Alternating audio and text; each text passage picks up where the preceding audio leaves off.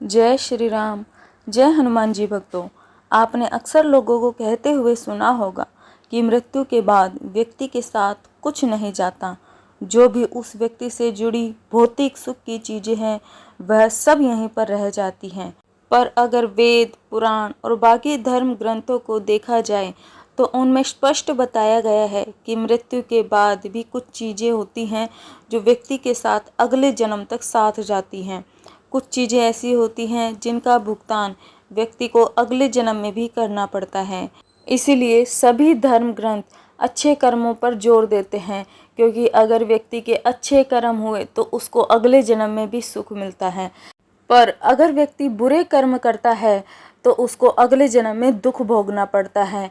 कई बार ऐसा होता है कि व्यक्ति ने अपने पिछले जन्म में अच्छे कर्म किए होते हैं और इस जन्म में वो बुरे कर्म करते हुए भी सुखी रहता है, और कुछ अच्छे व्यक्ति जिन्होंने पिछले जन्म में बुरे कर्म किए होते हैं वो यहाँ पर अच्छे कर्म करते हुए भी दुखी रहते हैं।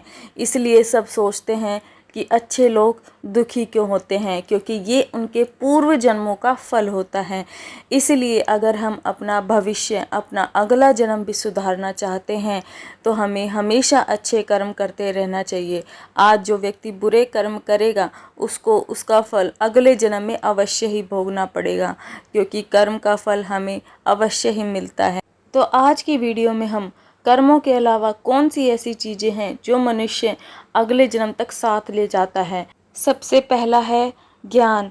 ज्ञान व्यक्ति को भीड़ में सबसे अलग करता है। ज्ञान के बल पर आप अपनी एक अलग पहचान और लोगों पर छाप छोड़ने में कामयाब रहते हैं। इसलिए अपनी मृत्यु से पहले आप जितना ज्ञान ले लेंगे वह आपके लिए बहुत काम आएगा।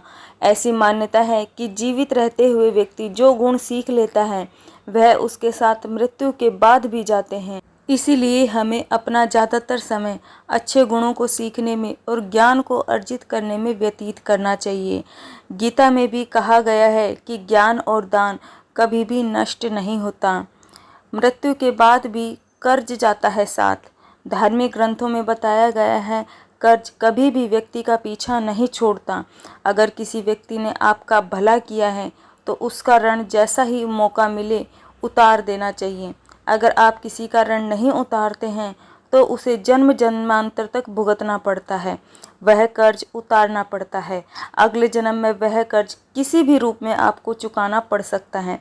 साथ अगर आपने किसी को कर्ज दिया है तो उस व्यक्ति की मृत्यु कर्ज चुकाने से पहले हो जाती है तो आपको भी बार बार जन्म लेना पड़ता है। इसलिए ऐसे व्यक्ति को उसकी मृत्यु के साथ ही माफ़ कर देना चाहिए, ताकि आपके मन में भी किसी तरह का बोझ और दुख ना रहे। अगला है मृत्यु के बाद भी हमारे साथ प्यार और मोह जाता है। ग्रंथों के अनुसार अगर किसी चीज़ को पाने की चाह रखते हैं और वह चीज़ व्यक्ति को नहीं मिले तो मृत्यु के बाद भी उस चीज़ की वासना उसका पीछा नहीं छोड़ती। सांसारिक सुखों की चाहत रखना ही वासना है। वासना को लेकर विष्णु पुराण में एक कथा भी मौजूद है। राजा भरत को अपने हिरण के बच्चे से बहुत प्यार था। उसी के बारे में सोचते हुए उसने प्राण त्याग दिए। अगले जन्म में राजा खुद को हिरण के रूप में जन्म लेना पड़ा। इसलिए कामना और वासना को अपने मन में हावी नहीं होने देना चाहिए। साथ ही किसी चीज़ को लेकर बहुत ज़्यादा मोह और माया भी नहीं रहनी चाहिए। अगला है मनुष्य के कर्म। गीता में साफ कहा गया है मनुष्य जीवन बिना कर्म के संभव ही नहीं है। हर पल मनुष्य अच्छे या बुरे कर्म करता है। मृत्यु के समीप आने पर व्यक्ति के कर्मों द्वारा ही तय होता है कि उसे परलोक में सुख मिलेगा या दुख। इन्हीं के परिणाम से अगले जन्म में अच्छा या बुरा फल प्राप्त होता है। कर्म 7 जन्मों तक व्यक्ति का पीछा नहीं छोड़ते हैं। इसका एक उदाहरण महाभारत में भी मौजूद है। बाणों की शैया पर लेटे हुए भीष्म को भगवान कृष्ण से जब भीष्म ने पूछा कि मुझे ऐसी मृत्यु क्यों मिली, तो भगवान कृष्ण ने उन्हें 7 जन्म पहले की घटना याद दिलाई। भगवान श्री कृष्ण ने भीष्म को कहा कि आपने 7 जन्म पहले एक अधमरे सांप को उठाकर नागफनी के कांटों पर फेंक दिया था और उसी के परिणाम स्वरूप आपको इस जन्म में ऐसे कष्ट भोगने पड़े। तो इससे सिद्ध होता है कि कर्म कभी भी मनुष्य का पीछा नहीं छोड़ने चाहिए। इसलिए हमें हमेशा ही अच्छे कर्म करना चाहिए। व्यक्ति के साथ मृत्यु के बाद दान और पुण्य भी साथ जाता है। आपने अक्सर घर के बड़ों से सुना होगा कि दान और परोपकार कभी खाली नहीं जाता। इसका जिक्र शास्त्रों में भी किया गया है। जीवन में अगर कोई अपरिचित व्यक्ति आपकी मदद करता है तो इसका अर्थ यह है कि वह पिछले जन्म में आपके द्वारा किए गए दान और परोपकार को चुका रहा है। इसलिए दान और पुण्य व्यक्ति को करते रहना चाहिए।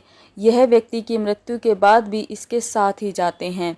तो आज की वीडियो में दी गई जानकारी अगर आपको अच्छी लगे तो वीडियो को लाइक ज़रूर करें। जय श्री राम, जय हनुमान जी।